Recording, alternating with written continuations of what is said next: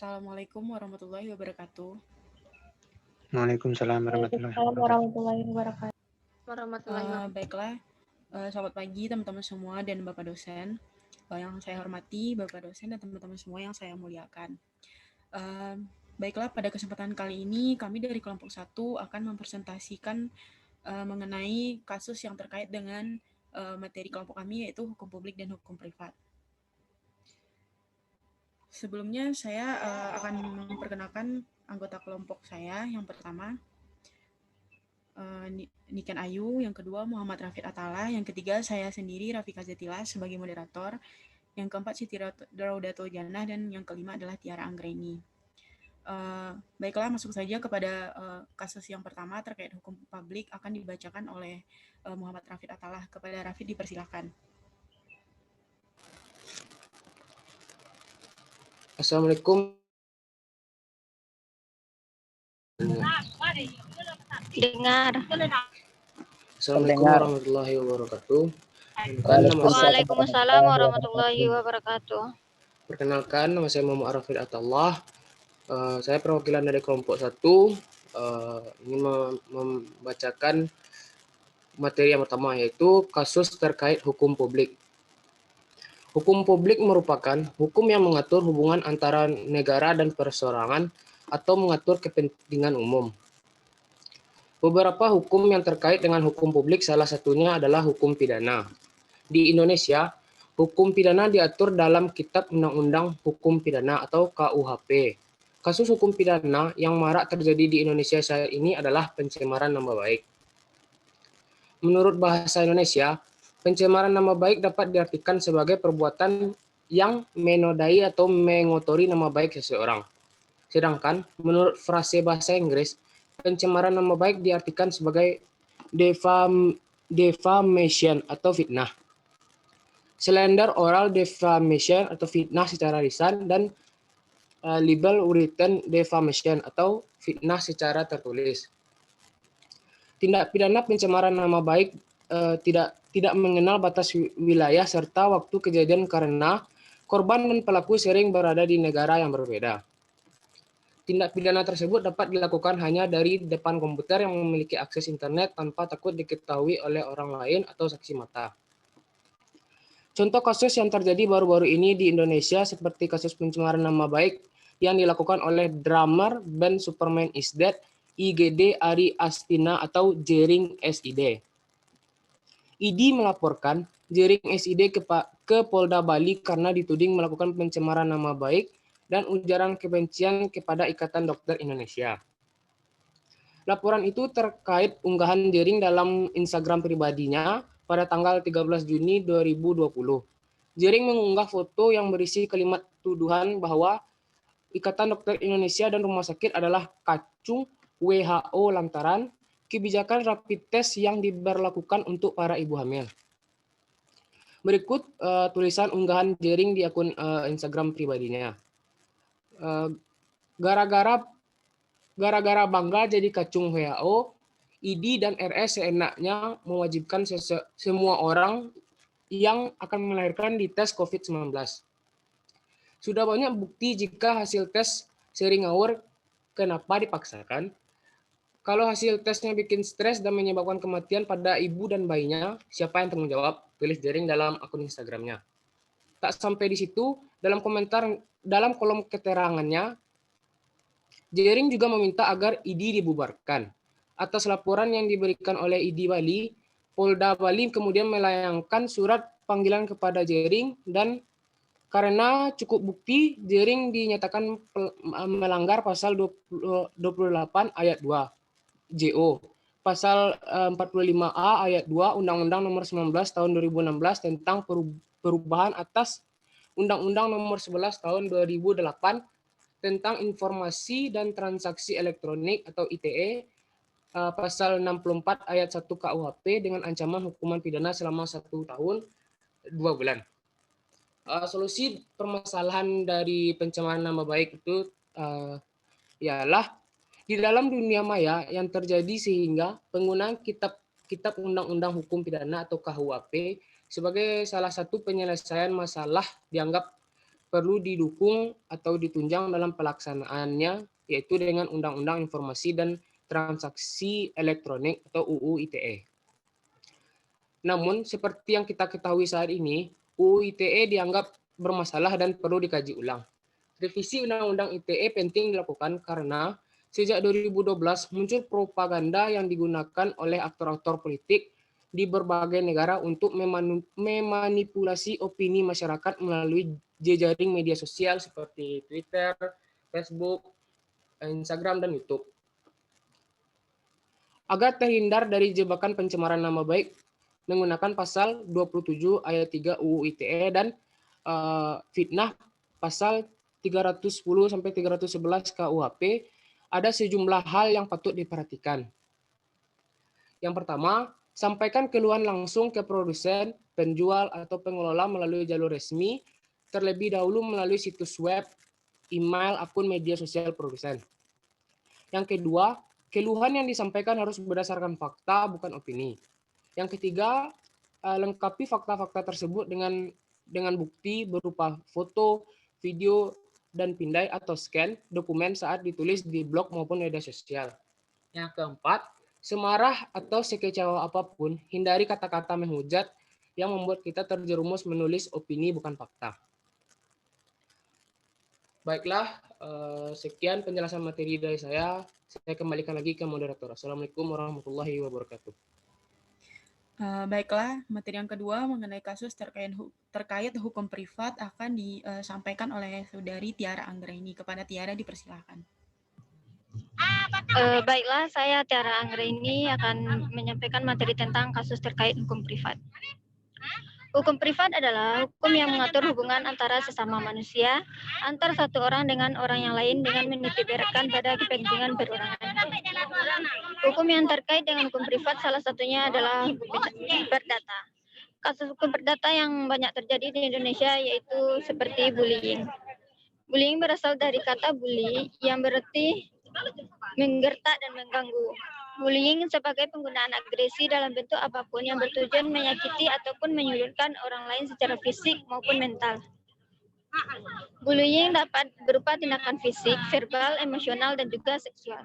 Contoh kasus bullying yang terjadi baru-baru ini di Indonesia adalah bullying yang menimpa seorang bocah penjual jajanan kue jelangkote atau sejenis pastel di Kabupaten Pangkep, Sulawesi Selatan. Saat kejadian, korban sedang berjalan ke Jalangkote menggunakan sepedanya. Awalnya RL, bocah penjual Jalangkote yang mengenakan kaos kombinasi warna oranye dan hitam itu tengah menaiki sepedanya. Kemudian di persimpangan jalan ada seorang pemuda yang bersembunyi dari balik tumbuhan. Ia sedang menunggu RL lewat di dekatnya dan bersiap untuk melakukan pencegatan pemuda tersebut, kemudian mencoba menghalau lalu sepeda yang dinaiki oleh RL. Sampai RL mencoba untuk menghindar dan memperlambat sepedanya, hingga membuat RL jatuh tersungkur dari sepedanya di sebuah lapangan. Meski banyak pemuda di sekitarnya, namun tidak ada satupun yang memberikan pertolongan. Para pelaku perundungan malah asyik menertawakan RL yang jatuh ke lapangan. Dalam video lainnya, RL sempat mencoba membalas aksi perundungan dari para pemuda itu. RL terlihat membengkokkan plat nomor sepeda motor seorang pemuda. Melihat tindakan itu, pemuda tersebut langsung turun dari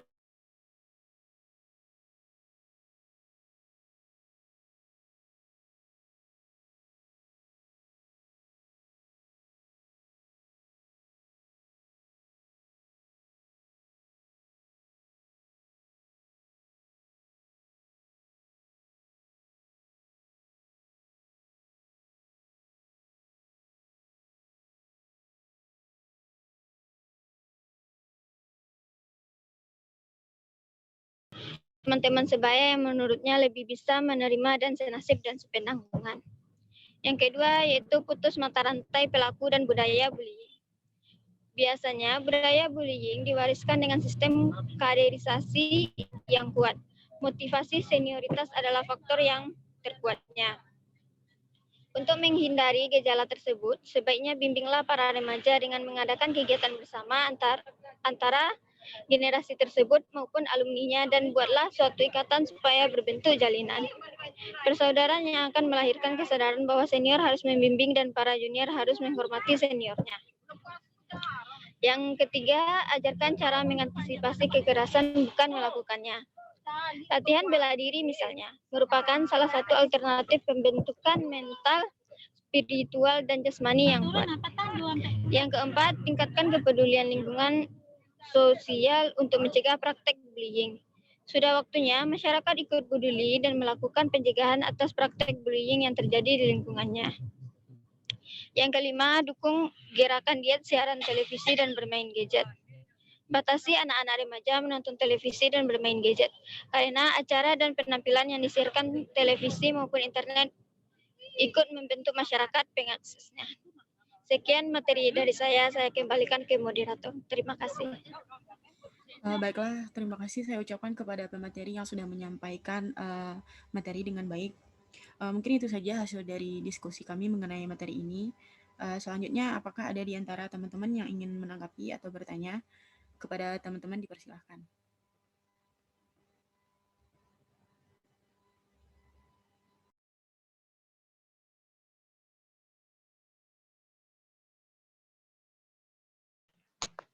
Tes, saya ingin bertanya.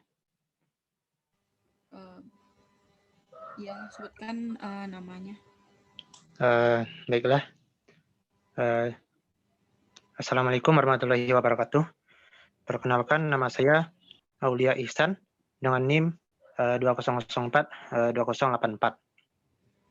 Baiklah, saya ingin bertanya kepada kelompok 1 mengenai masalah kedua, yaitu terkait kasus bullying. Jadi begini, bisakah kita menganggap bahwa pelaku kasus bullying tersebut merupakan mengalami suatu bentuk kesalahan mental.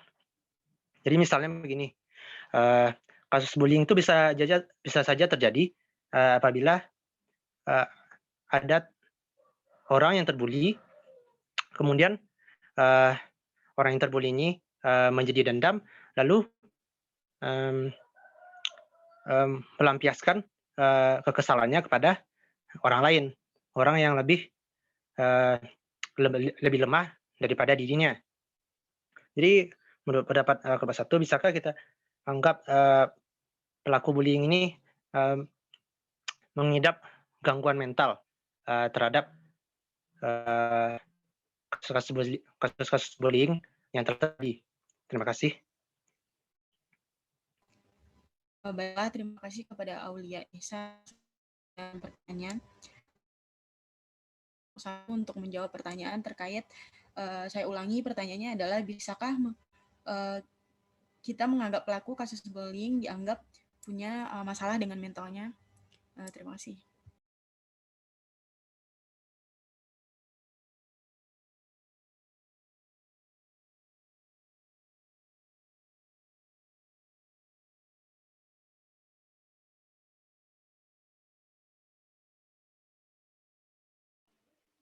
Baiklah, perkenalkan nama saya Niken Ayu, perwakilan dari kelompok 1 ingin menjawab pertanyaan dari Aulia Ihsan, yaitu mengenai masalah bully. Pertanyaannya yaitu, bisakah kita anggap pelaku bully mengalami bentuk dari kesalahan mental? Menurut pendapat saya, pelaku bully bisa saja melakukan pembulian itu berdasarkan adanya kesalahan mental dari dirinya.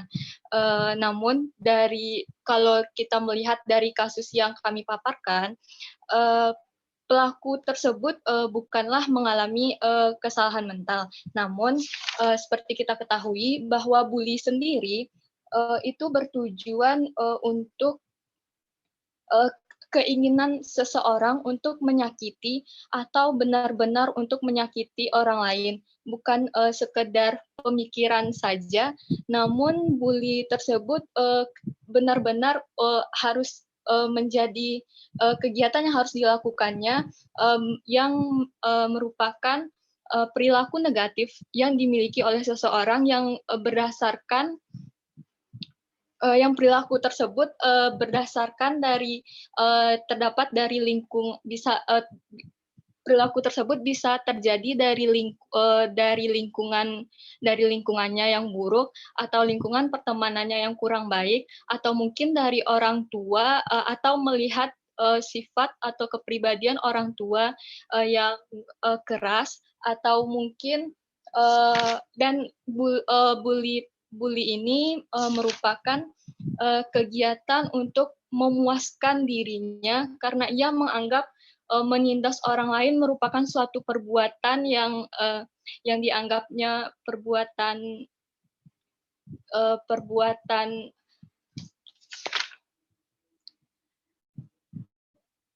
mohon maaf yang dimana bully ini ia lakukan bisa jadi untuk melepaskan emosinya.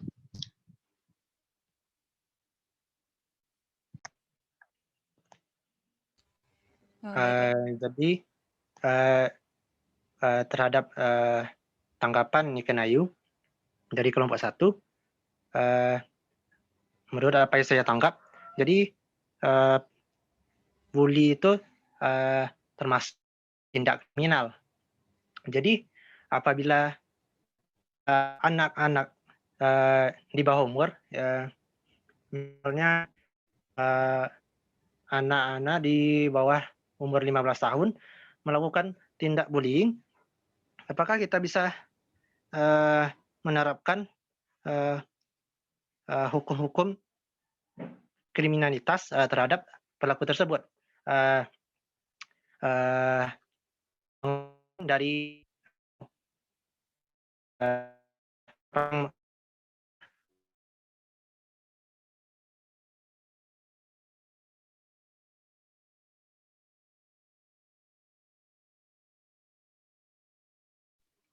Baik, mengenai tanggapan Aulia tentang penerapan kriminal, perilaku tersebut memang merupakan suatu perilaku kriminal yang dilakukan oleh anak-anak di bawah umur.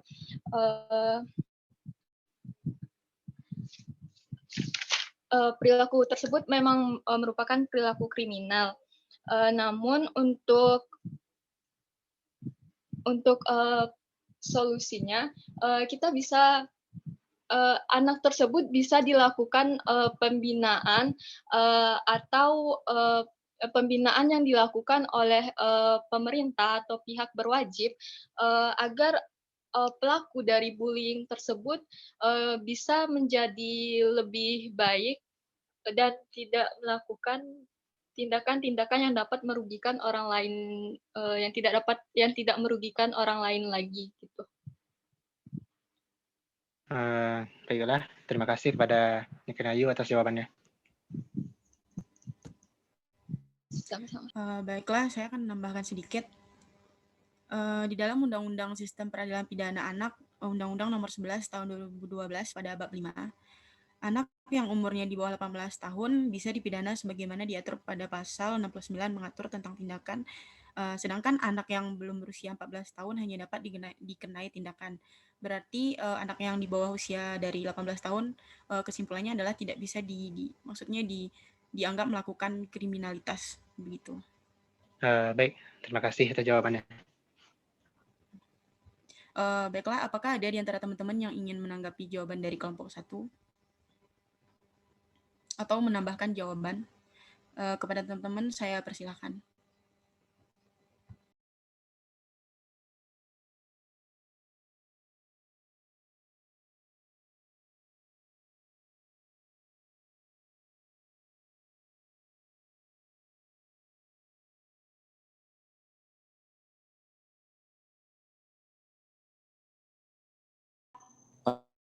Moderator, apakah boleh saya rekomendasi solusi terkait hukum publik? Baiklah, kepada Saudara Deprianto. Assalamualaikum warahmatullahi wabarakatuh. Perkenalkan, nama saya Deprianto. Baiklah, saya akan sedikit memberikan rekomendasi solusi tambahan tentang pencemaran nama baik di media sosial yang sudah awam di masyarakat. Masalah kicauan di sosial media bukan hanya masalah hukum, tetapi harus dipandang sebagai suatu masalah sosial, sehingga penyelesaiannya pun harus ditinjau dari berbagai aspek sosial. Hasil penelitian di bidang ilmu psikologi menunjukkan bahwa kehadiran media sosial telah merubah model komunikasi dan interaksi sosial para penggunanya. Lebih lanjut, perilaku pengguna media sosial yang didominasi oleh para generasi yang lebih muda menunjukkan bahwa kebutuhan psikologis para penggunanya yang hendak menunjukkan kebutuhan atas perhatian dan pengakuan dari orang lain yang diekspresikan melalui media sosial.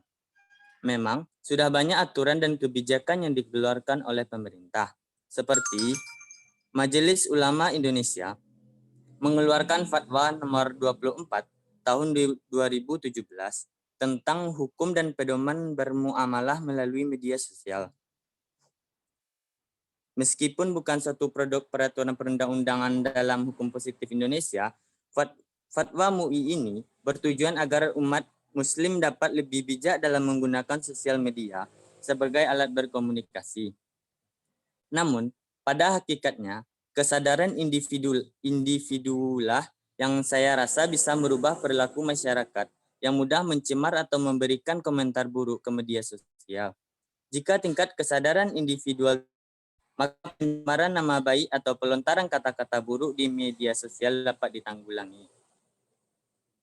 Itu saja sedikit tambahan materi diri saya. Terima kasih. Assalamualaikum warahmatullahi wabarakatuh. Terima kasih saya ucapkan kepada Saudara Deprianto.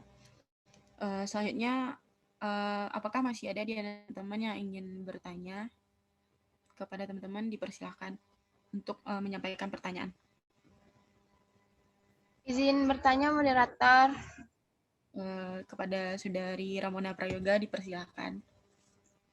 Ya, terima kasih. Perkenalkan, nama saya Ramona Prayoga Ramadina.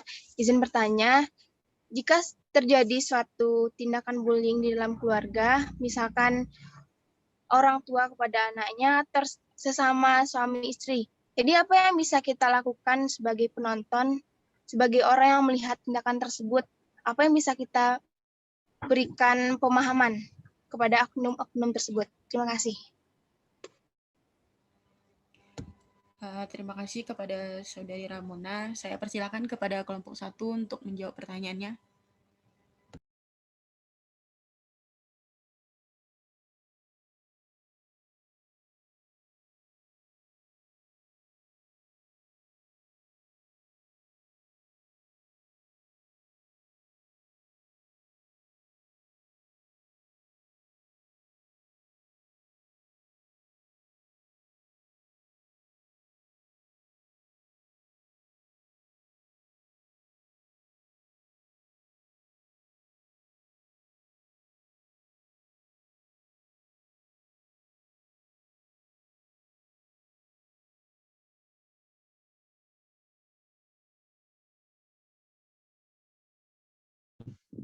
Ya, moderatornya mungkin bisa melempar mungkin kalau emang dari kelompoknya belum ada, atau dikumpulkan beberapa pertanyaan lagi, atau minta tanggapan dari yang lain. Mungkin ada yang bisa menanggapi pertanyaan Ramona, mungkin begitu moderator, agar tidak sunyi senyap kita di kelasnya ya. Ya Pak. Ya, silakan dilanjutkan. Selagi teman-teman mempersiapkan jawaban, adakah di antara teman-teman yang ingin menanggapi pertanyaan dari Ramona? Izin membantu moderator. Dipersilakan kepada Saudari Nur Salmah. Terima kasih telah memberikan izin. Kepada si Ramona, bisa diulang lagi pertanyaannya? Baiklah, Nur Salmah. Jadi misalkan kalau terjadi bullying di suatu keluarga, kan orang tua kepada anak atau sesama suami istri. Jadi misalkan Ramona nih lihat tetangga lagi berantem suami istri atau orang tua ini kayak mukul anaknya gitu. Terus apa sih yang bisa Ramona kasih pemahaman gitu kepada oknum-oknum tersebut gitu? Oh, menurut saya, Saudari Ramona, kita sebagai tetangga atau teman karib dari seseorang yang bertengkar tersebut, mungkin kita bisa memberikan solusi atau pemahaman bagaimana seharusnya bertindak terhadap keluarga. Contoh misalnya seorang suami yang melakukan kekerasan kepada seorang istri. Kita sebagai teman dari tetangga tersebut, mungkin kita bisa memberikan pemahaman bahwa dalam menyelesaikan masalah itu tidak harus melakukan tindak kekerasan ataupun bullying. Dan kita sama-sama tahu bahwa bullying itu akan berdampak buruk pada psikis seseorang. Kita bisa memberikan pemahaman kepada tetangga tersebut jika bullying itu terus dilakukan terhadap keluarganya, maka keluarga tersebut bisa mengalami broken home dan bisa mengakibatkan perceraian. Dan dari masalah tersebut juga bisa kepada keluarga yang lain atau anak-anak mereka.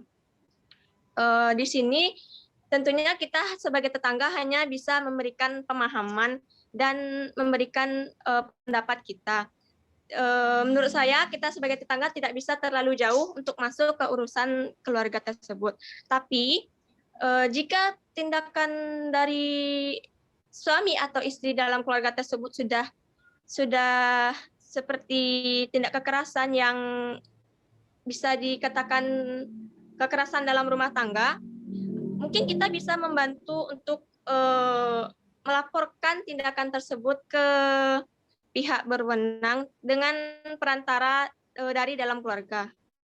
Sekian pendapat saya kepada Ramona. Terima kasih. Iya, Nur Salma, betul. Cuman cara memberikan pemahamannya itu gimana biar tidak terkesan ikut campur. Soalnya misalkan mau ngomong nih, bilang gak baik kayak gitu, terus dibilang kayak kamu masih kecil, nggak usah ikut campur urusan saya udah besar gitu. Terus cara memberikan pemahaman supaya orang tersebut nggak salah paham gimana?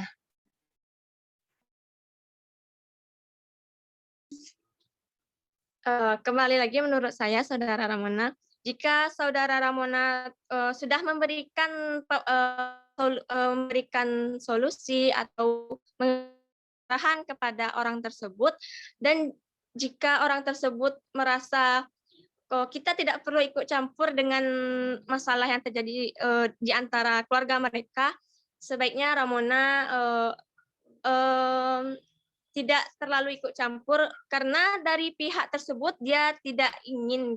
Jadi jika Ramona telah membantu untuk memberikan solusi, pemahaman dan segalanya, jika menurut Ramona cukup dan tidak bisa terlalu jauh, sebaiknya dihentikan di situ.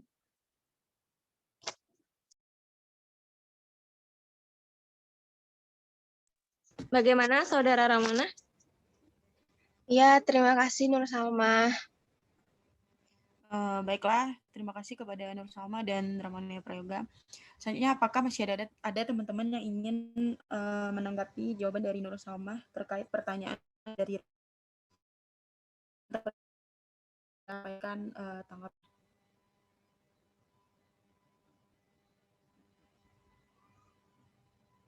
Izin menanggapi moderator.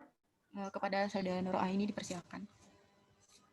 Assalamualaikum warahmatullahi wabarakatuh. Saya Nurul Aini dengan NIM 2004219. Sebelumnya terima kasih kepada moderator yang memberi kesempatan saya untuk memberikan tanggapan. Menurut pertanyaan dari Saudari Ramona tadi, kalau ada permasalahan atau kekerasan antara suami istri atau orang tua pada anak, menurut saya itu bukan bullying lagi, tapi itu udah KDRT. Dan KDRT itu sendiri sudah ada hukum-hukumnya.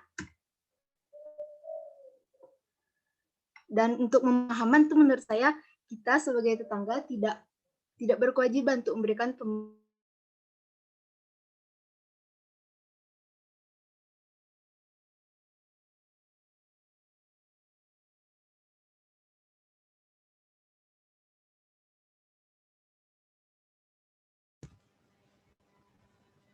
Baiklah, mungkin Roa ini terkendala oleh jaringan. Selanjutnya, apakah masih ada di antara teman-teman yang ingin menanggapi?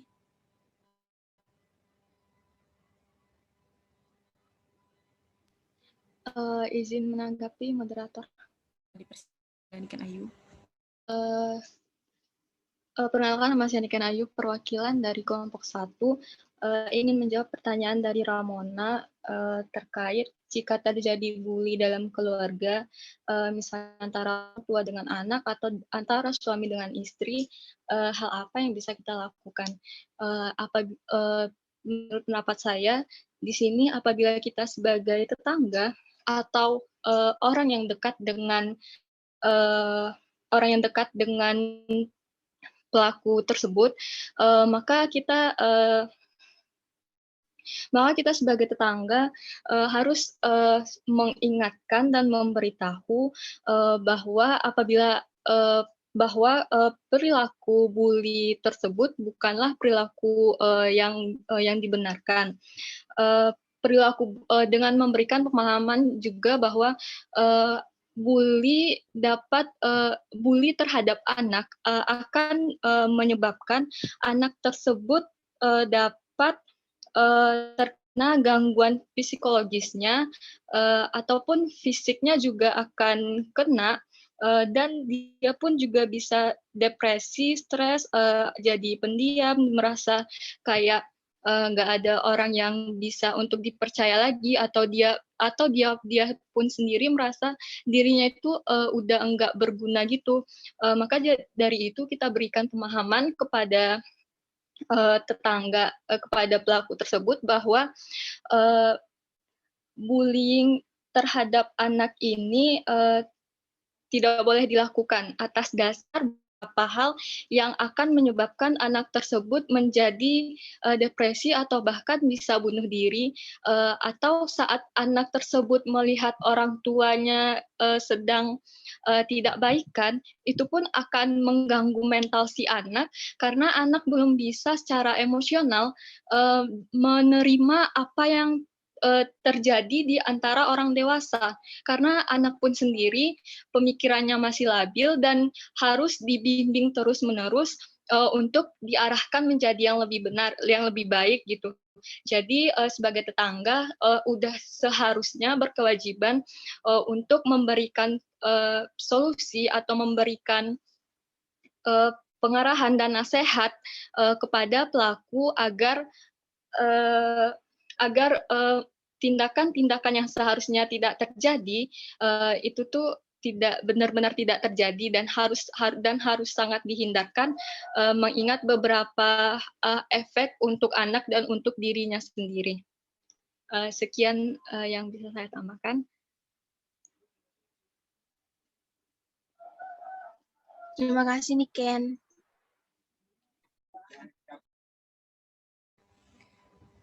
Baiklah, selanjutnya apakah ada di antara teman yang ingin bertanya? Izin bertanya, moderator. Silakan, Saudari Lydia. Ya. Assalamualaikum warahmatullahi wabarakatuh. Perkenalkan, saya Lydia Hamawati Amsah dengan NIM 20042115. Saya ingin bertanya, kelompok 1 tadi kan mengangkat masalah tentang bullying dan pencemaran nama baik. Dan saya ingin bertanya yaitu, jika ada seseorang yang melakukan proses pembulian dengan menghina, mencaci, atau mengubah nama orang dari gelar lain, seperti gendut lah, hitam lah, atau bocil, ateng, atau dan sebagainya, dengan memberikan gelar yang jelek, apakah pembulian seperti itu juga termasuk kepada pencemaran nama baik? Sekian, terima kasih. Assalamualaikum warahmatullahi wabarakatuh. Baiklah, terima kasih kepada Saudara Lydia.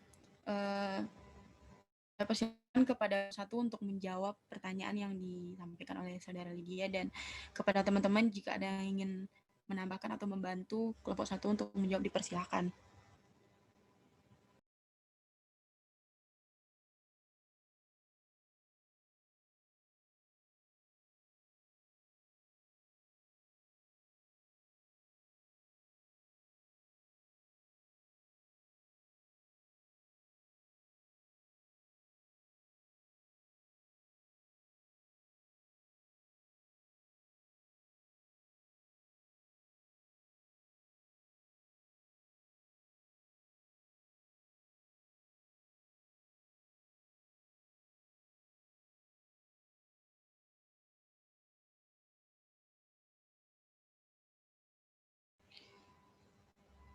kepada teman-teman dipersilakan untuk membantu menjawab.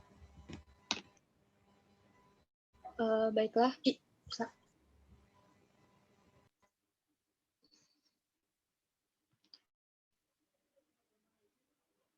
Baiklah, saya perwakilan dari kelompok 1 ingin menjawab pertanyaan dari Lydia Rahmawati Amsah terkait bully dan pencemaran nama baik. Pertanyaannya yaitu, jika ada yang bully dengan hinaan, caci, cacian, atau mengejek, apakah bully tersebut juga termasuk pencemaran nama baik? Jadi, pembulian dengan hinaan, pencacian, atau mengejek merupakan bentuk pembulian verbal, dan apakah bully tersebut juga termasuk pencemaran nama baik? Bully tersebut termasuk ke dalam pencemaran nama baik apabila pembulian tersebut dilakukan kepada pihak berwajib yang pembulian ini kasusnya berubah menjadi hukum perdata yang merugikan orang lain. Sekian jawaban saya.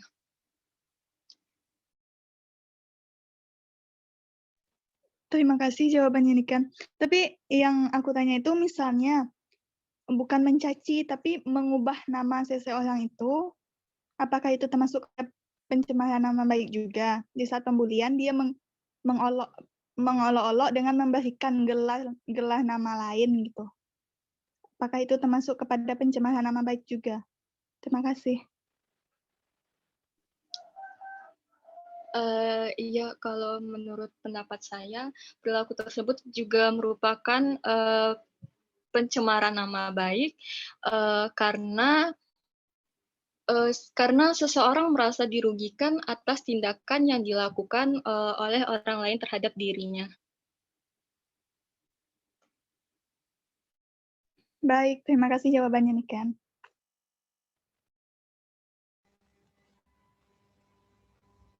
Baiklah, apakah ada di antara teman-teman yang ingin menambahkan jawaban dari Ken? Izin menambahkan moderator.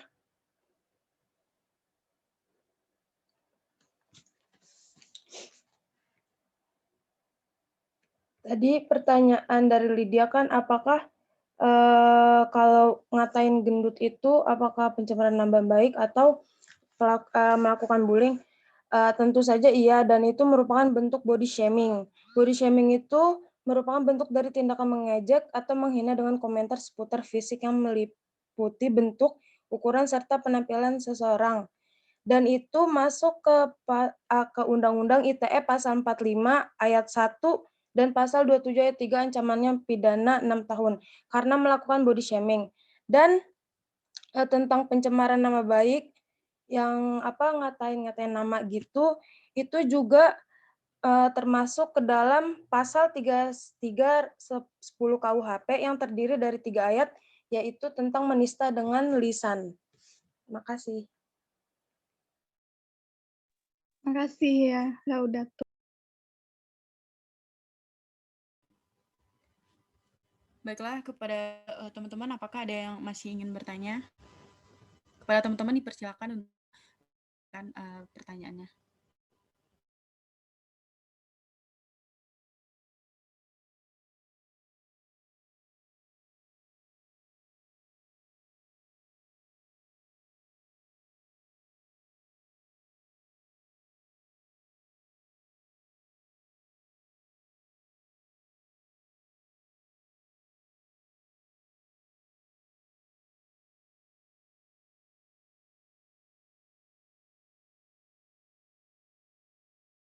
Pencemaran nama baik ini cuma berlaku untuk hukum kalangan atas. Kan jarang terlihat apabila misalnya antara dua tetangga ribut. Jadi bisakah kita salah satu tetangga tersebut melaporkan kepada pihak berwenang bahwa tetangganya telah mencemarkan nama baik? Baiklah, itu pertanyaan saya kepada kelompok 1. Terima kasih Aulia Ihsan atas pertanyaannya. Saya persilakan kepada kelompok 1 untuk menjawab pertanyaan yang diberikan oleh Saudara Aulia Ihsan.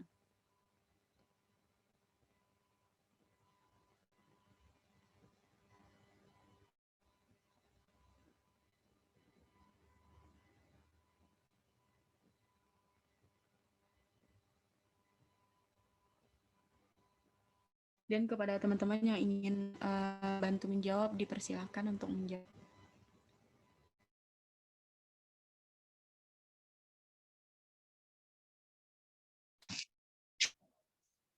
Izin menjawab model.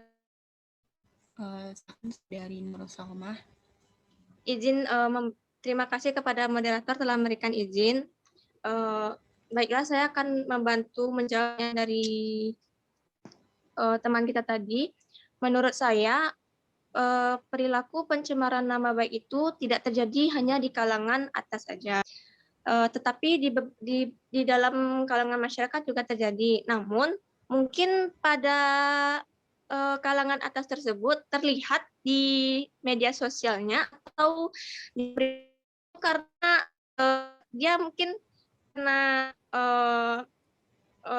kalangan atas seperti artis atau pejabat. Jadi kasusnya itu dipublis di sosmednya. Jadi kalau mungkin di rakyat yang rakyat biasa tidak terlihat karena mereka tidak mempublis ke media sosial atau pemberitaan tentang pencemaran nama baiknya. Tapi bisa di berita-berita ada juga nama baik di masyarakat biasa, tapi pencemarannya itu sudah melampaui batas atau bisa sampai ke kriminal.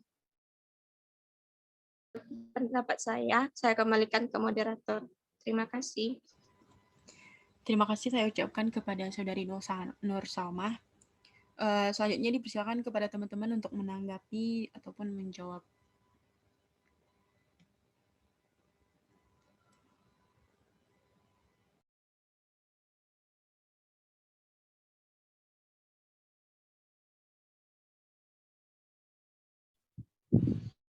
Moderator mungkin juga bisa menunjuk ya, moderator rasa siapa nih, si Sakina Putri mungkin, atau siapa nih, hamba Allah. Ini ada hamba Allah di sini namanya.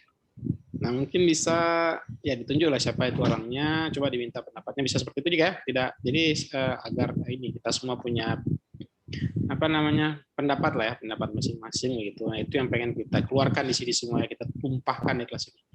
Itu silakan moderator lanjutkan. Baik Pak, terima kasih.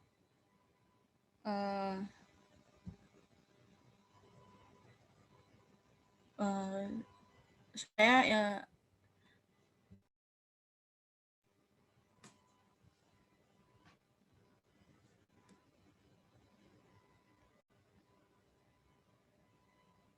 baiklah, kepada Saudari Ramona, apakah ada tanggapan atau jawaban mengenai pertanyaan dari teman kita tadi? Enggak, Rafika, sama kayak Salma. Terima kasih saya ucapkan kepada Ramona. Selanjutnya kepada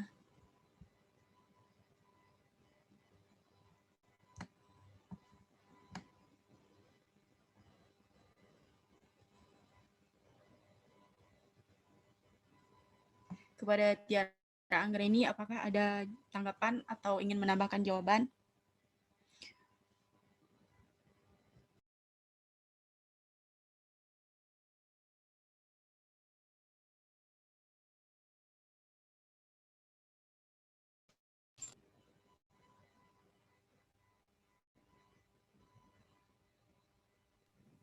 Ada nggak tuh Tiara Anggraini? Tiara Anggraini ada? Mohon maaf Pak, barusan jaringannya terputus Pak. Nah, silakan.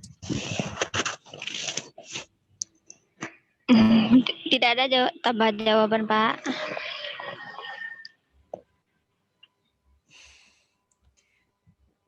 Apakah ada di antara teman-teman yang ingin masih menanggapi jawaban dari Nur Salma?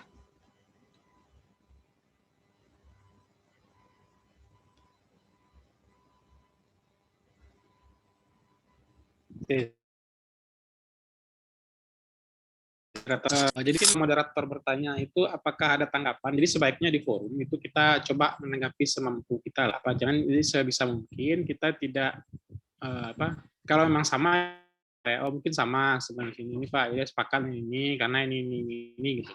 Beri argumen pendukungnya begitu ya. Atau Anda malah tidak sepakat ya dengan dia, tidak sepakat saya karena ini. Jadi sebisa mungkin Anda sampaikan lah bagaimana pandangan. Itu Anda punya pendapat masing-masing ya.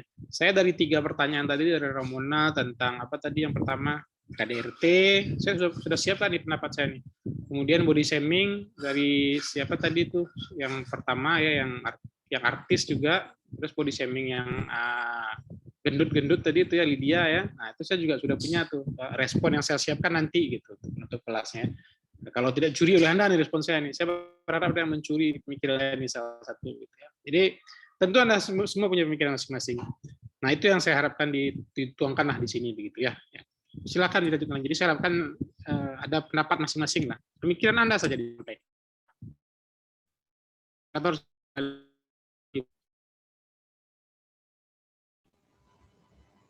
Baik Pak, sepertinya terkait pertanyaan yang disampaikan oleh Saudara Aulia Ihsan tadi, semua audiens di sini sudah setuju dan paham dengan jawaban yang diberikan oleh teman-teman yang lain. Kemudian selanjutnya saya akan menanyakan apakah masih ada teman-teman yang mau menyampaikan pertanyaan terkait 2 materi yang kami sampaikan dari kelompok 1. Kepada teman-teman dipersilahkan untuk bertanya atau menjawab.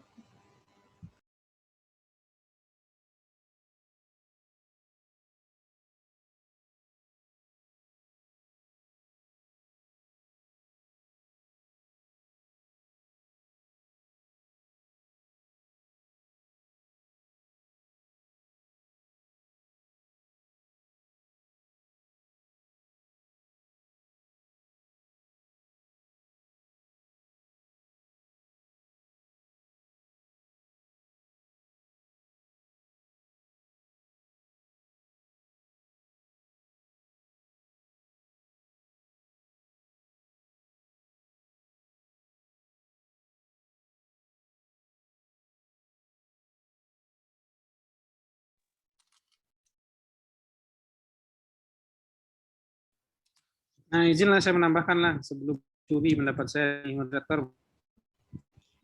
Baik Pak, kepada Bapak dipersilakan. Ya, jadi ada 3. Saya catat juga nih mengikuti diskusi Anda. Pertama terkait pertanyaan Ramona ya KDRT tetangga. Tadi sudah ada beberapa pendapat. Ini pendapat versi saya ya. Saya harapkan juga nanti kita semua punya pendapat masing-masing. Jadi kalau Anda semua mungkin pernah mendengar istilah bajanjang naik pada turun ya. Nah, sebisa mungkin menurut saya ya. Kalau kasusnya tadi Ramona kan bilang dia masih kecil gitu ya. Terus ada saya mungkin dengan istri saya lagi berantem terus saya KDRT gitu dilihat sama Ramona gitu. Apa yang bisa Anda lakukan menurut saya? Anda bisa mencoba pendekatannya lebih persuasif ya. Mungkin Anda bisa mencari orang tua atau yang sepadan dengan saya gitu ya.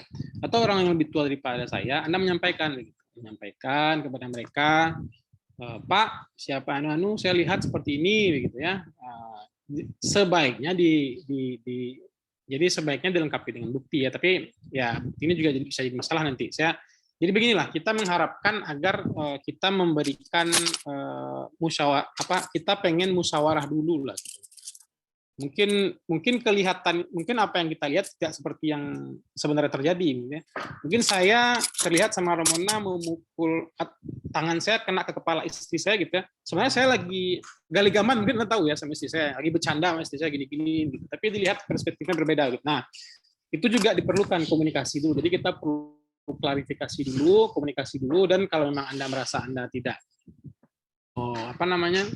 kecil begitu ya, takut nanti dibilang itu, bisa disampaikan ke orang tua. Itu hal-hal yang bisa kita lakukan. Jadi sebisa mungkin akan tidak ada satupun orang di muka bumi yang ingin hal seperti itu ya. Dan itu kita sepakat tindakan kekerasan KDRT klaim itu. Tapi perlu kita klarifikasi itu menjustifikasi bahwa itu adalah KDRT. Nah, itu tanggapan saya terkait Ramona tadi ya. Temuan body shaming saya rasa sudah cukup jelas tadi, yang gendut segala macam itu masuk ke ranah body shaming ya, body shaming yang dijelaskan tadi oleh Lydia kalau nggak salah.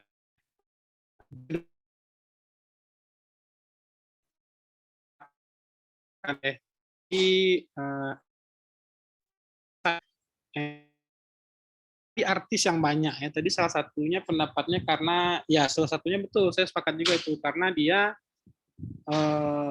terekspos, mereka beri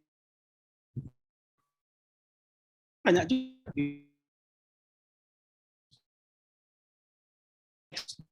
mungkin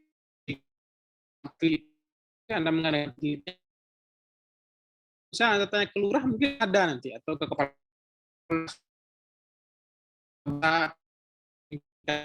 mungkin tidak terekspos. Kita kembali seperti saya dengan istri saya tadi ya, mungkin saya mengginikan tangan saya, kepalanya adalah bercanda. Anda juga pernah lihat di TV mungkin ya acara yang lawak-lawak gitu ya. Ada kayak si Ruben lah, mungkin ya Ruben tuh sering body shaming ke teman-temannya yang gendut. Itu tidak ada karena itu konteksnya adalah seperti itu begitu. Jadi kita sepakat kalau itu benar-benar ada niat ya. Jadi salah satu lagi yang menjelaskan kita bahwa hukum itu didasari oleh satu pertama adalah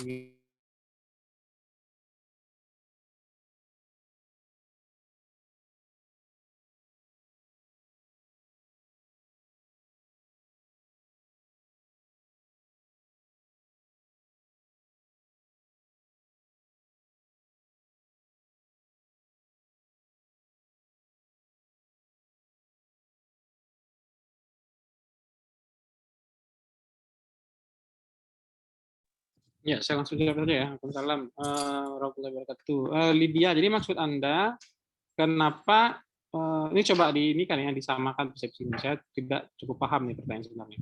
Jadi kalau di masyarakat itu bisa lebih keras hukumnya gitu ya. Tajam ke bawah, tumpul ke atas, itu mungkin maksud Anda ya. Seperti itu ya. Jadi begini, sebenarnya ini banyak faktor sebenarnya nih kalau kita bicara ini ya. Ini banyak faktor sebenarnya. Salah satu faktor yang bisa saya sebutkan adalah tingkat pendidikan ya, pemahaman hukum. Paling gampang nih, kita sama-sama orang pendidikan semua. Tentu Anda tahu orang yang kita analogikan lah tajam ke bawah itu mereka tidak tahu hukum ya. Faktor yang paling mudah kita analisis ya. Jadi kebanyakan orang tidak tahu hukum ya. Begitu mereka dijustifikasi melakukan suatu kesalahan, mereka tidak melakukan itu begitu ya. Ada satu pasal atau ada pasal lain yang bisa mereka gunakan untuk mengignore atau menolak kesalahan mereka gitu ya. Bisa seperti itu. Nah, itu salah satu faktor yang bisa menjadikan kenapa hukum itu terlihat tajam ke bawah, tumpul ke atas. Sedangkan orang-orang di atas dia punya pendidikan ya. Dia punya pendidikan, dia juga punya kemampuan secara finansial untuk meng-hire lawyer ya. Satu lagi sumber daya tentu ya. Jadi selain pendidikan, sumber daya. Dia punya kemampuan untuk meng-hire lawyer, orang yang di atas itu, sedangkan orang di bawah dia tentu sangat terbatas ya kemampuan atau sumber daya dia untuk memanfaatkanlah langkah-langkah atau step-step hukum yang bisa ditempuhnya begitu. Nah, yang paling penting lagi, kenapa sebenarnya tajam ke atas ke bawah itu tidak seperti itu ya. Itu salah satu istilah yang nampak saja. Sebenarnya kalau Anda lihat, Anda lakukan penelitian, ada banyak juga. Kalau kita hitung angka-angka ya, korupsi kepala daerah yang ditangkap sudah cukup banyak sekali ya. Ada mungkin sekitar 300 mungkin ya. Kalau kita tahu kabupaten kota di Indonesia ini cuma sekitar 500. Ada 300 kepala daerah yang sudah ditangkap oleh KPK. Berarti kalau kita angkakan ya, kita kuantitatifkan itu sampai lebih dari 70% mungkin ya. 60-70% dari pejabat publik, terutama kepala daerah itu dikasuskan gitu. Mereka tidak tumpul gitu terhadap hukum gitu. Jadi itu adalah menurut saya begitu ya. Itu adalah salah satu hal yang perlu kita perhatikan. Faktornya adalah di pendidikan, kedua tadi sumber daya mereka punya ya. Jadi itulah salah satu fungsinya kita belajar ini ya, sistem hukum Indonesia. Jadi ada banyak lagi sebenarnya, makanya ada jurusan hukum ya. Ada banyak apa istilahnya ya, argumen, kemudian aturan, kemudian apa lagi, pembuktian yang bisa kita gunakan begitu untuk membuktikan bahwa hukum itu layak enggak diberikan gitu. Nah, seperti itu ya, putusan itu layak enggak diberikan. Jadi itu yang kurang. Jadi itu kenapa hukum itu sampai sekarang masih kebanyakan tumpul ke atas tajam ke bawah gitu ya. Sangat ya, kalau kita bicara LSM lah misalkan ya, ada LSM hukum banyak tapi mereka sumber daya juga kurang gitu ya. Permasalahan hukum ini sangat banyak. Anda mungkin pernah dengar kasus ibu-ibu, nenek-nenek mengambil pohon pisang, mungkin sering sekali saya dengar ini, mengambil daun pisang lah, mengambil buah durian, mungkin mereka dipenjara seperti itu. Nah itu kan tentu siapa yang mau membela dia? Kalau kita bicara tugasnya jaksa, tentu dia harus bekerja sesuai dengan peraturan perundang-undangan ya. Jaksa jelas kalau ada orang salah, ya udah, dia salah, kita nggak bicara kita bicara secara tugas ya, fungsi kita gitu. Kalau ada orang yang melaporkan, yang punya kebun rambutan melaporkan seorang nenek mencuri dua helai pohon pisangnya gitu, dia laporkan. Kalau itu ada aturannya, itu adalah tugas jaksa dan tanggung jawab dia sebagai suatu institusi negara untuk melaksanakan ya fungsi dari hukum begitu ya. Nah itulah fungsinya. Tapi tentu kalau kita bicara itu, tentu yang bisa itu siapa? Itu LSM yang bisa bantu kan. Dan kita tahu kasus ini sangat banyak begitu. Itulah yang menjadi masalah. Sumber daya hukum itu masih kurang, pengetahuan masih kurang, makanya terlihat hukum itu tajam ke bawah, tumpul ke atas. Nah sebenarnya hukum ini sudah dibuat sedemikian sehingga dia bisa mengakomodasi ya seluruh kepentingan ya, keadilan semua lah begitu. Tapi karena begitu banyak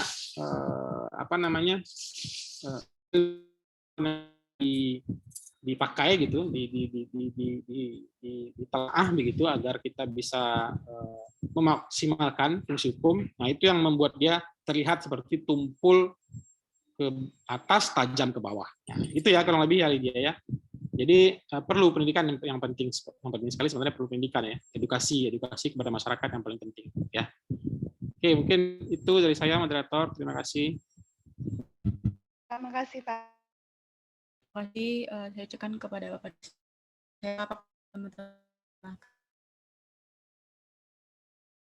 saya pertanyaan yang disampaikan oleh Lydia.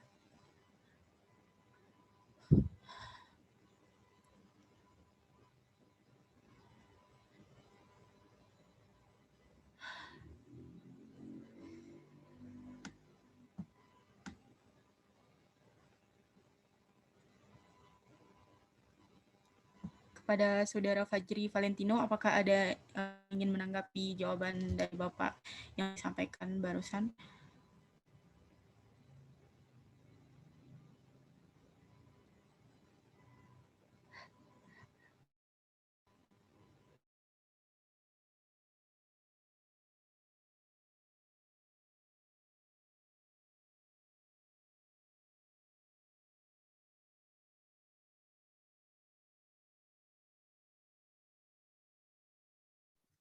Nggak ada nih Saudara Fajri Valentino. Siapa tadi moderator? Fajri Valentino, Pak. Ada ya dia ya, Fajri Valentino. Ada Fajri Valentino. Kalau nggak ada dicatat juga ya moderator ya. Kalau tidak ada dicatat ada catatannya kan kelompok 1 ya. Ada yang mencatat jalannya diskusi ya. Jadi kalau tidak ada merespon, orangnya dicatat juga di catatan Anda ya. Tidak merespon begitu. Ya, terima kasih. Silakan kelompok 1 Demeli kembali.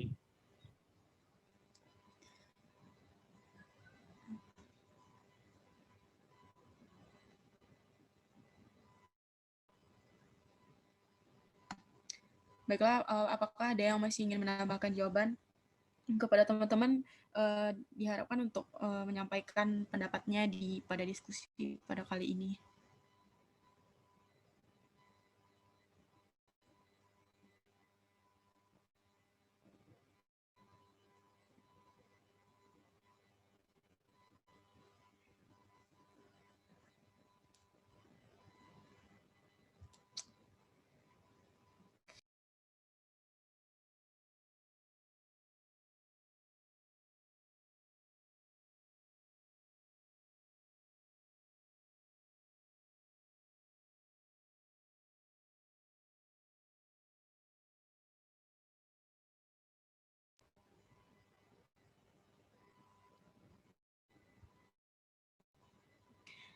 Jika tidak ada yang menanggapi jawaban dari Bapak tadi, saya akan lanjut ke pertanyaan yang berikutnya.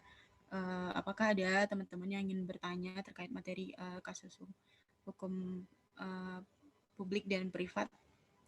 Dipersilakan kepada teman-teman untuk menyampaikan aspirasinya melalui Zoom meeting ini.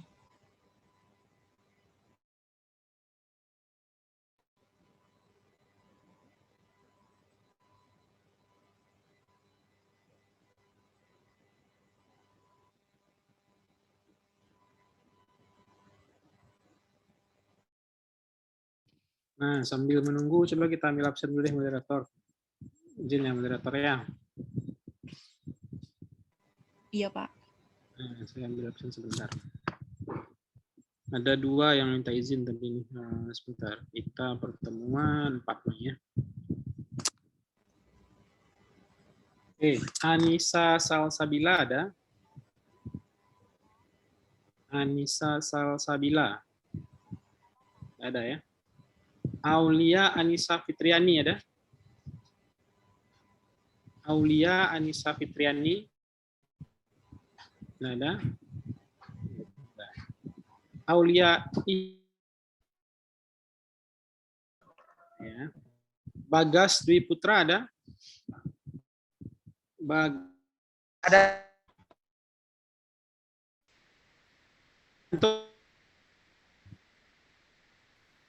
Oke.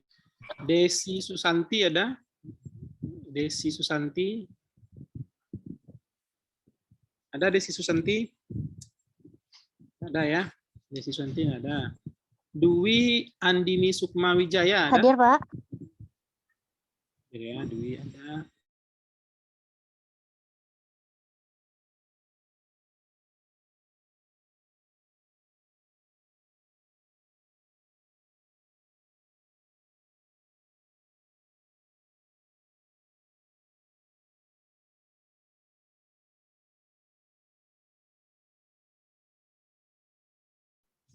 Ada Fathiat Kalbi?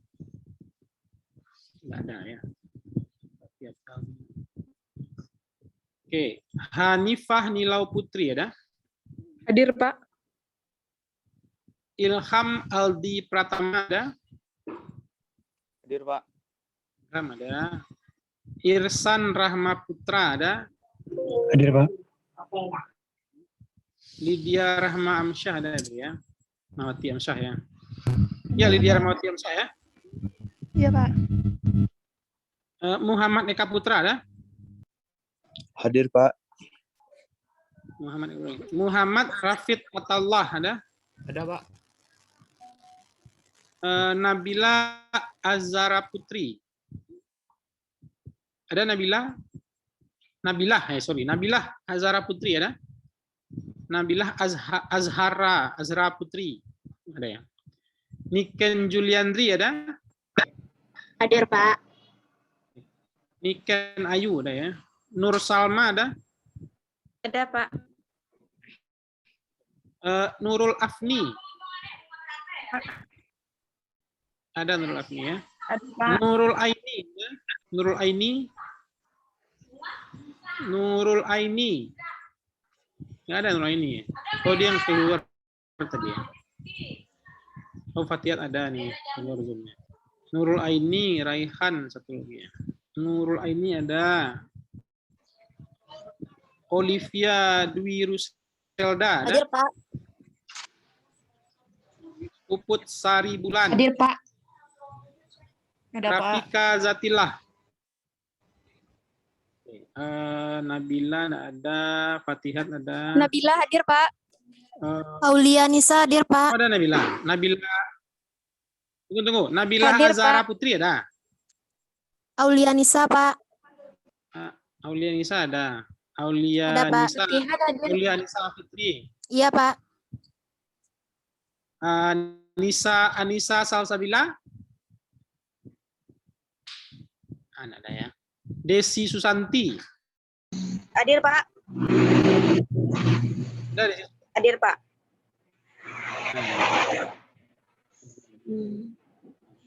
Desi Susanti. Kemudian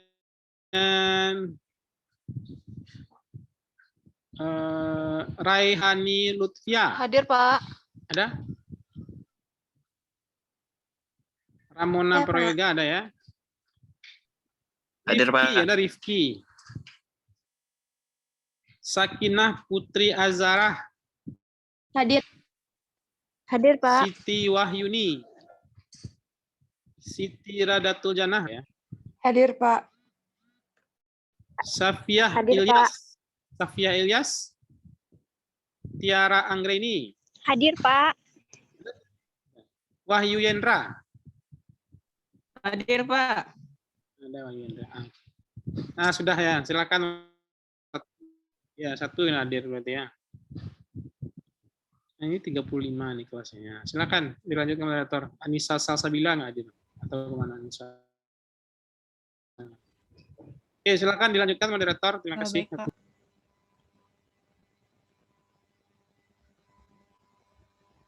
Baiklah, kepada teman-teman, apakah ada yang masih ingin bertanya? Izin bertanya, moderator. Oh ya, dipersilahkan. Misalnya kan di suatu sekolah gitu ada kasus bullying. Terus kasus bullying itu sampai ke korbannya tuh meninggal. Kalau dibawa ke ranah hukum itu kayaknya bullying atau ke kasus pembunuhan. Kasih.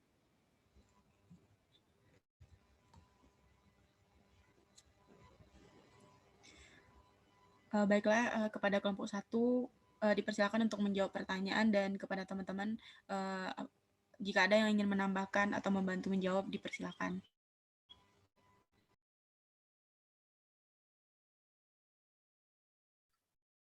Izin menjawab, moderator. Silakan Saudari Ramona. Kalau menurut Ramona, ini termasuk bullying, soalnya emang rencana awalnya itu untuk membuli si yang meninggal tadi, cuman karena mungkin keasikan ngebully sampai nggak tahu yang dibully itu udah lemah, jadinya meninggal. Cuman karena emang niatan awalnya ngebully, berarti termasuk bullying gitu.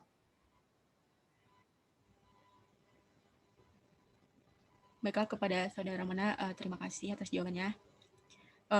Saya akan menambahkan, kalau menurut saya ini termasuk akan dikenakan pasal berlapis begitu. Pasal berlapisnya yang pertama bullying, yang kedua bisa jadi kasus pasal pembunuhan seperti itu. Apakah ada di antara teman yang ingin menanggapi atau bagaimana? Izin kelompok 1 ini Muhammad Rafid Atalah kan ya? Ya Pak, ada Pak. Sama Tiara Anggreni ini catat apa nih tugasnya nih?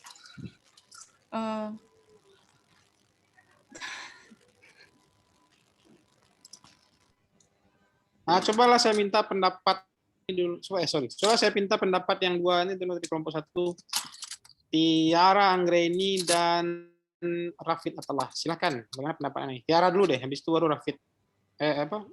Rafid ya, Rafid Atalah ya. Silakan Tiara, Rafid. Habis itu ke Muhammad Rafid ya. Baik, Baik, Pak. Dipersilakan untuk menyampaikan pendapatnya. Baik, saya Tiara Anggreni akan menyampaikan pendapat saya. Kalau menurut pendapat saya, Tadi menyampaikan materi ya Tiara ya? Kalau Iya Pak, Tiara nyampein materi Pak. apa Pak? Oh sama Muhammad tadi ya, Muhammad Atalah menyampaikan materi tadi ya? Iya Pak. Iya, Pak. Oh iya. Iya Pak. Kira-kira begitu. Ya silakanlah, apa pendapat Anda ya, silakanlah. Anda setim kan ini. Ya Pak. Kalau menurut saya itu emang termasuk bullying Pak.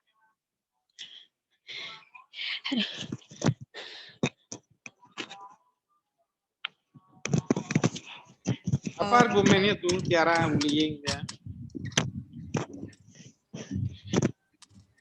Apa Pak? Argumennya, apa alasannya begitu? Kenapa Anda beberapa itu bullying?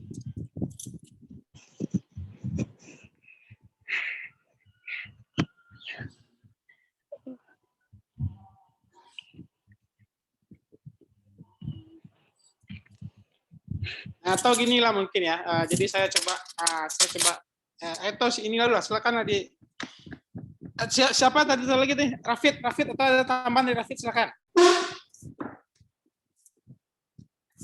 Muhammad Rafid salah mungkin ada tambahan. Ada Pak. Silakan Rafid. Jadi yang bilang tadi ya Pak, bully sampai mengakibatkan kematian itu menurut saya tuh ya seperti yang dijelaskan Rafika tadi Pak, bisa terkena pasal berlapis kan Pak, karena dari akibat bully tersebut kan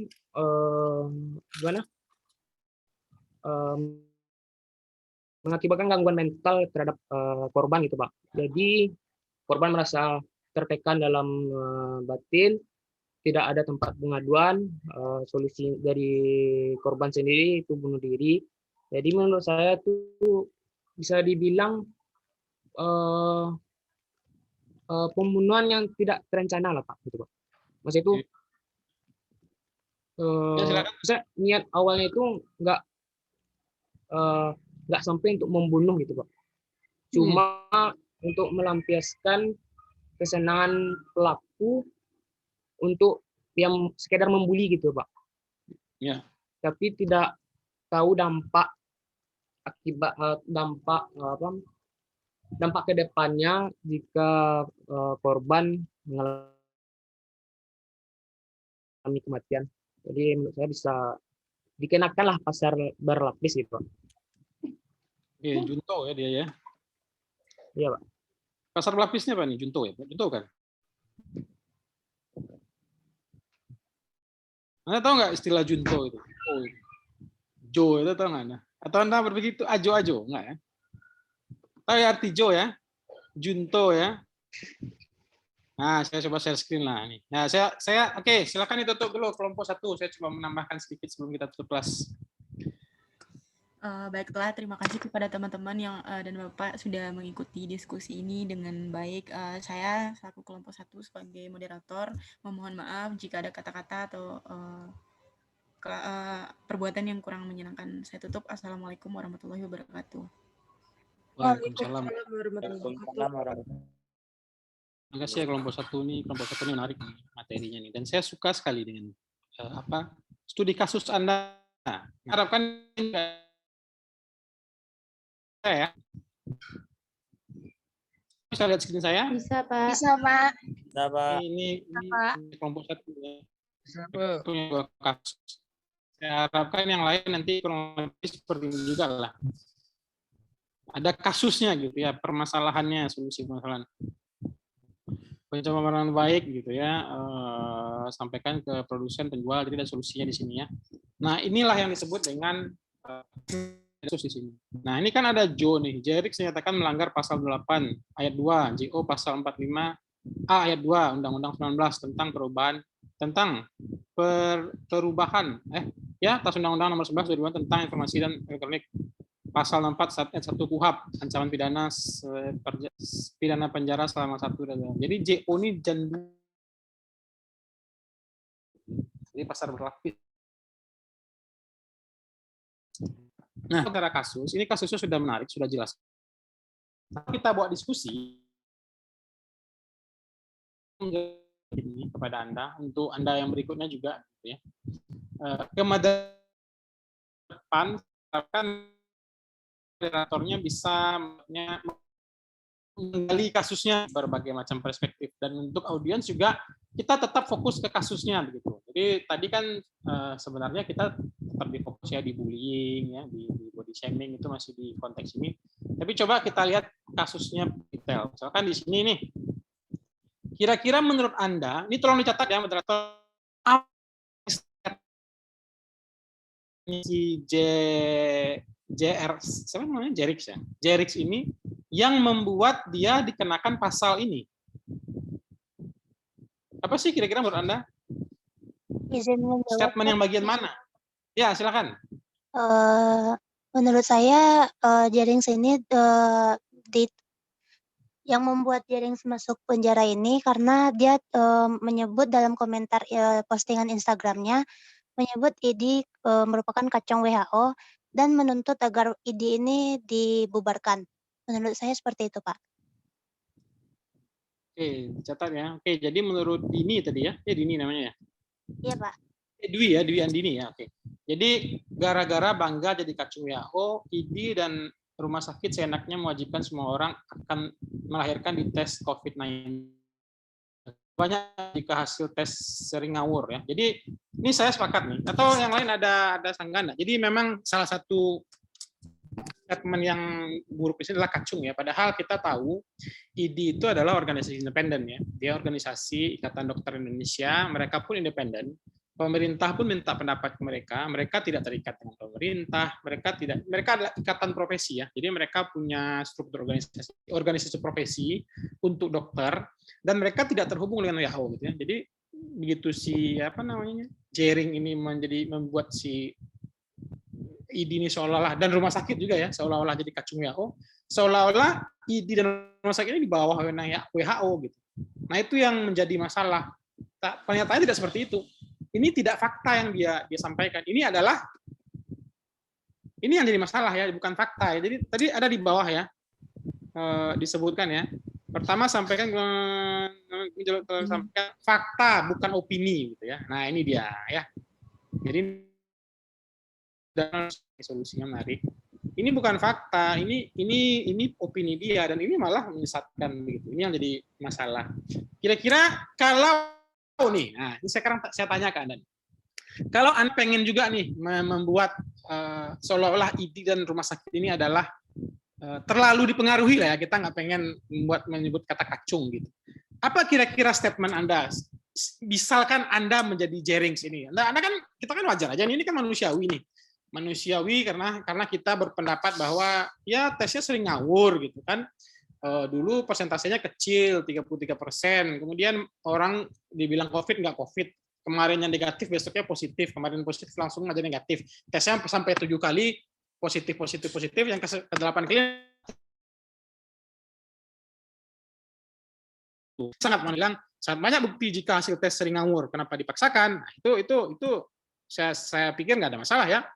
Kalau hasil tesnya bikin stres dan menyebabkan kematian pada ibu, siapa yang bertanggung jawab? Ini kan statement yang menurut saya tidak mungkin harusnya tidak masuk ya karena hukum ya. Karena di statement awal saja nih gara-gara bangga jadi kacung ini yang menjadi bumerang buat dia karena dia masuk penjara sekarang sih kan ya? Iya, Pak. Iya nggak sih? Masuk penjara kan gara-gara satu kalimat ini masuk penjara lah dia. Nah, misalkan nih Anda nih mahasiswa begitu ya, mahasiswa Ilmu Administrasi Negara dan sudah belajar sistem hukum Indonesia begitu, dan Anda berpendapat kurang lebih sama lah, ada tesnya ngawur, dan Anda pengen menyampaikan pendapat bahwa ayolah rumah sakit sama ini jangan terlalu dipengaruhi lah sama WHO, buatlah kebijakannya jangan terlalu terpengaruh sekali lah dengan WHO. Kira-kira bagaimana kira-kira statementnya? Ada nggak kira-kira yang mau mendapatkan pendapatnya? Jadi seolah-olah saya tidak setuju nih ID dengan rumah sakit, jangan terlalu ini ke WHO lah. Ada apa nggak kira-kira?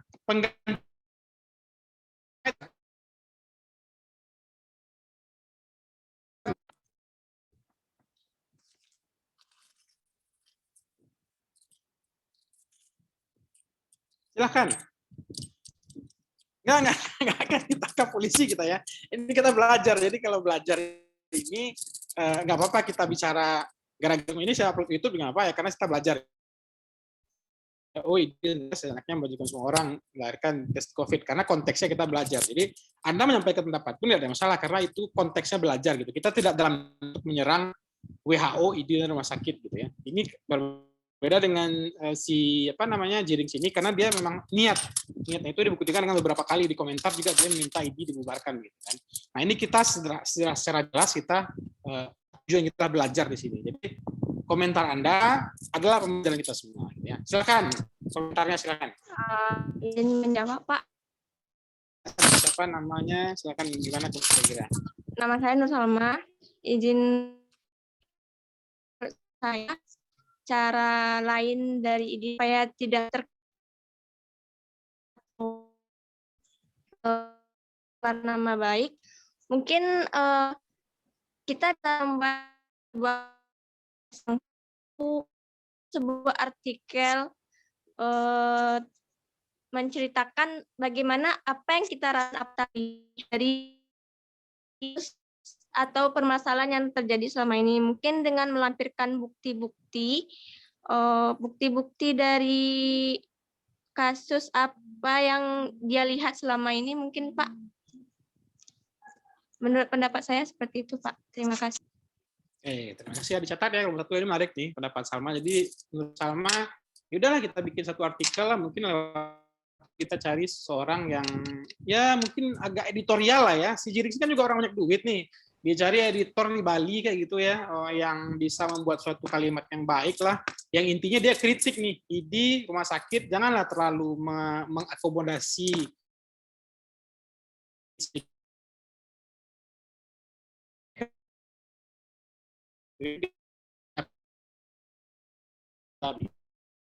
Nah, itu juga pendapat yang sangat bagus ya.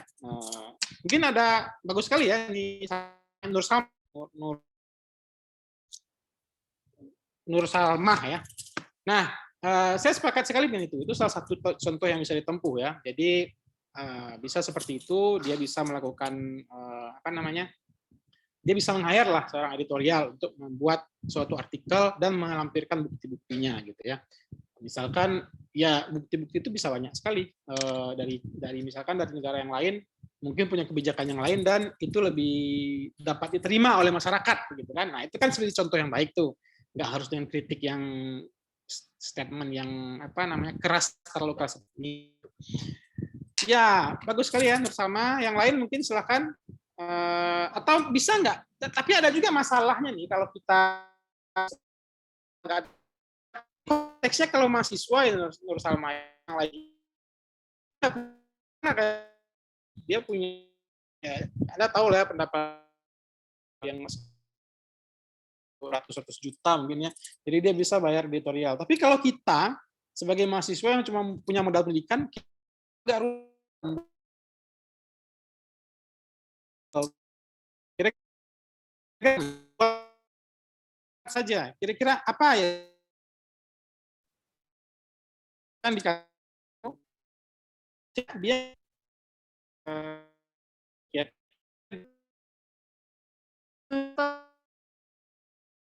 kita perlu mungkin kita tidak perlu menyewa orang editor, kita kan gagasan atau pendapat kita tentang apa yang kita pandang dan kita lihat dari situasi yang terjadi Pak. Artikelnya tidak merujuk langsung kepada pihak rumah sakit atau mungkin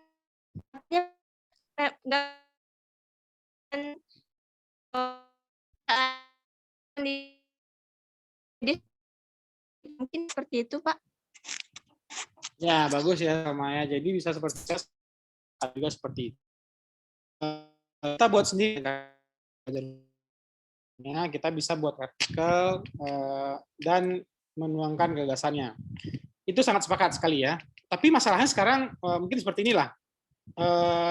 Ada butuh banyak sumber daya sebenarnya untuk membuat artikel itu ya. Kalau kita bicara secara teoritis mungkin gampang secara teori, tapi secara prakteknya Anda akan bertemu dengan, Anda tentu perlu mempublish gitu ya. At least ya. Terus Anda ngeluarin duit lah. Yang perlu komentari begitu. Terus ini ya. Salah. Udah si gampang Salma menurut saya dan tempatnya aja nih.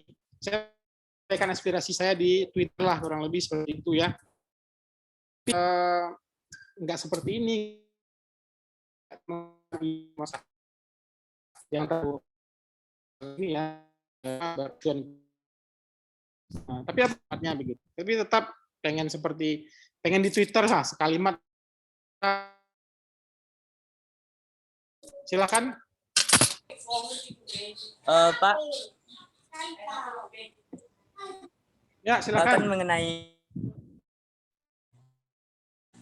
silakan. Mungkin bisa dibuat begini, Pak.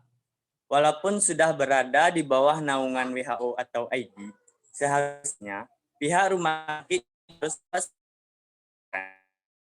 dengan kondisi dan keadaan yang mudah diterapkan, sehingga masyarakat tidak merasa tertekan dan frustasi ketika berkunjung ke sana atau berobat, Pak. Ya, jadi meskipun di bawah WHO tadi ya, jadi kira-kira ID atau rumah sakit ini mestinya membuat kebijakan sendiri begitu ya, Devrianto tadi ya. Nah, kira-kira yang lain ada nggak? Bagaimana tuh kira-kira pendapat Anda terkait kalimat Devrianto? Kira-kira bisa nggak? Ada nggak?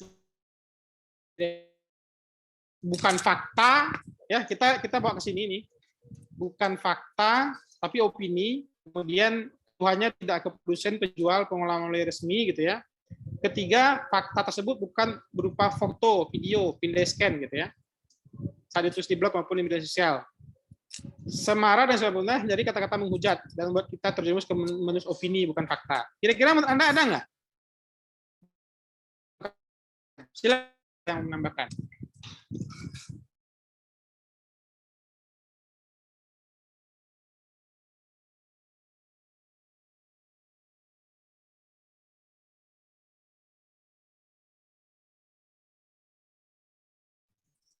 Coba Ilham Aldi ada nggak nih? Ilham Aldi siapa nih? Ilham Aldi ada Ilham? Tidak ada, Pak. Ilham Aldi ya? Nah, gimana Ilham dari pendapat Devrianto tadi? Statement dia tadi itu berupa bukan fakta begitu. Yang menurut Anda bukan fakta lah, atau yang termasuk ke dalam 5 poin yang sudah dijabarkan oleh kelompok 1 tadi. Kalau menurut saya, Pak, saya sependapat dengan Devrianto tersebut, Pak. Tidak ada yang perlu dirubah lagi, Pak. Oke, sepakat ya Ilham ya. Oke, terima kasih. Mungkin ada yang lain yang mau menambahkan, yang tidak sepakat mungkin. Izin menanggapi, Pak. Ya, silakan Lydia. Menurut saya yang disampaikan Devrianto masih berupa opini, Pak, bukan fakta. Di bagian mananya opininya? Silakan dijelaskan, Lydia. Silakan dijelaskan, Lydia, bagian mananya yang masih opini begitu. Silakan dijelaskan.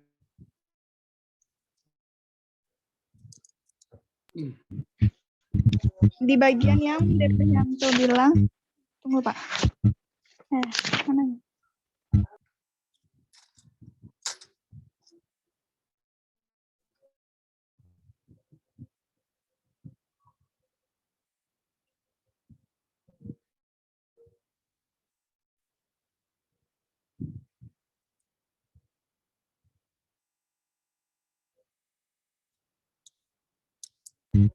Boleh diulang nggak Pak yang disampaikan Devrianto? Soalnya saya tanyakan Pak.